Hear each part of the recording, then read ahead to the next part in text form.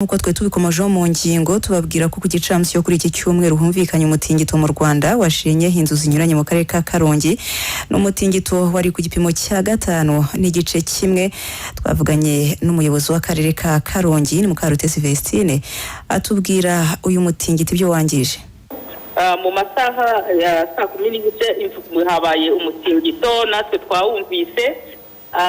Rero mu mirenge itandukanye umutingito wumvikanyemo, ariko kugeza ubu hari umurenge wa Rugabano hari amazu yangiritse, harimo inzu yiyashize, hari imwe, hari andi mazu 5 yasenyutseho, hakaba n'ibyumba 2 by'amashuri nabyo byasenyutse ariko amabati ibisenge nibyo byavuyeho.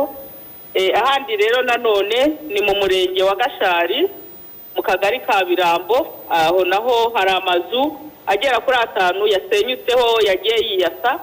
Dukomeje rero gukurikirana mu midugudu yose kumenya niba nta bintu byaba byangijwe n'uyu mutingito. Ahandi ayo mazu agwa hari inka imwe, aho ni mu murenge wa Rugabano hari inka imwe byagwiriye ariko ntabwo yapfuye. Ni ibyo ngibyo mu by'ukuri twari tumaze kumenya, ariko turacyakomeje gukurikirana n'ubu rwose. Rero n'umuyobozi w'akarere ka Karongi Mukarutesi Vestine turacyakomeje kandi no kumushaka kuri telefone nanone kugira ngo atubwire abaturage basenyewe n'uwo mutingito aho babaraje muri iri joro. Nitumubona aratubwira ubutabazi bwihuse barimo gukora muri aya masaha tuvugana. Twongeye kandi kwakira Meya Karongi Mukarutesi Vestine. Mwiriwe neza? Mwiriwe.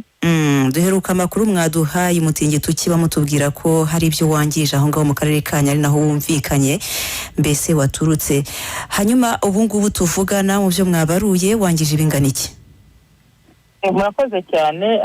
N'ubundi nkuko twavuganye turi no mu nzira tujya kureba tuvuyeyo mu by'ukuri kugeza ubu nta bindi twari twabona byangiritse nyuma yabyo. Tuganiriye n'abaturage turabahumurije, nagezeyo ndi kumwe na nyakubahwa guverineri w'intara yacu y'Iburengerazuba, inzego z'umutekano, gitifu umurenge, turabahumurije kandi aho amazu yagize ikibazo abaturage tubasabye kugira ngo tubashakiye aho barara bacumbika kugira ngo hatagira uwagira ikibazo. Nta wapfuye ngo cyangwa akomereke? Murakoze cyane. Hari umwana mutoya itafari ryaguyeho yahise ajya kwa muganga, ariko ubu aratashye kuko basanze nta kibazo gikomeye yagize, bamuhaye imiti babonye nta kibazo yagize, aratashye n'ababyeyi be. Hanyuma nta kindi n'amatungo nta ryagize ikibazo? Murakoze cyane. hari inka nari nababwiye n'ubundi amatafari yahubutse ku nzu ayikubitaho, nayo ubwayo twayibonye. Mu by'ukuri urabona ko nta kibazo gikomeye ifite, gusa ku kaboko niho ubona ko yavunitse akaboko, ariko nayo urabona ko nta kindi ribuze kuba. Naho ubundi kugeza ubu ngubu ni ibyo mu by'ukuri twabonye. Harya mwatubwiye amazu angahe? Twari twababwiye amazu 6 mu murenge wa Rugabano n'ibyumba 2 by'amazu 6 mu murenge wa Rugabano n'ibyumba by'amashuri 2 byagurutse amabati. Yego. Ikindi rero mu murenge wa Gashari naho twari twababwiye amazu 5 harimo yagiye yiyasa, hariho nandi nyine yagiye agwaho ibikuta, ariko nta nzu nimwe yigeze igwa ngo igwe ijye hasi burundu. Bivuze ko yasanwa abantu bakayasubiramo? Urebye twareba uburyo uburemere bw'ibisanwa, ejo twabireba neza tugashyiraho n'abayenjeniyeri, ariko nk'ayo twabonye n'amazu yasanwa. Hari nk'inzu imwe rwose havuye amatafari hejuru ahagana ku gisenge, ariko ubona ko inzu hasi ikomeye.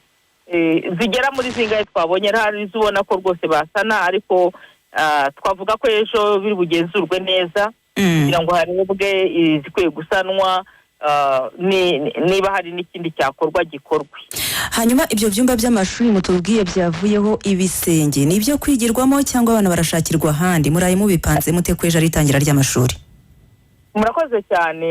Ibyo byumba 2 rwose byasenyutse, no kuvuga ngo no kwifashisha ahandi ko ejo ntabwo mu gitondo bahigiramo, ariko icyo turi bukore cyihutirwa no kugira ngo nabyo bibe byasanwa bisakarwe kugira ngo bikoreshwe. Murakoze.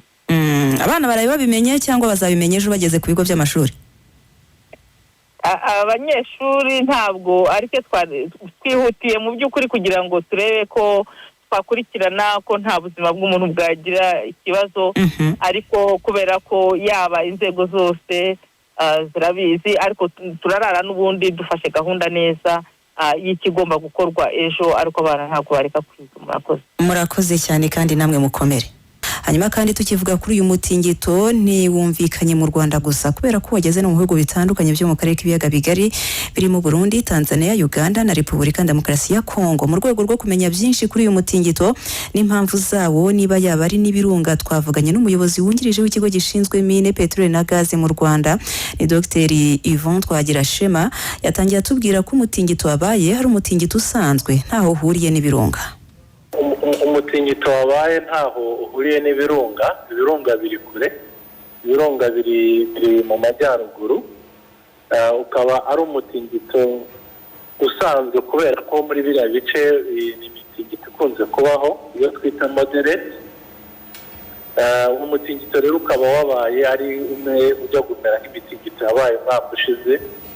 Iyo urebye neza, twamaze kureba amakarita n'aho byabereye, yegereye cyane akarere ka Karongi, ni hagati ya Karongi na Ruhango, yegereye Karongi kuruta Ruhango, akaba ari ahantu rero hasanzwe hazwi. Ikindi buriya hari amoko abiri y'imitingito, hari umutingito uterwa na magma iba mu nda y'isi. Magma ni nk'igikoma kiba kiri mu nda y'isi.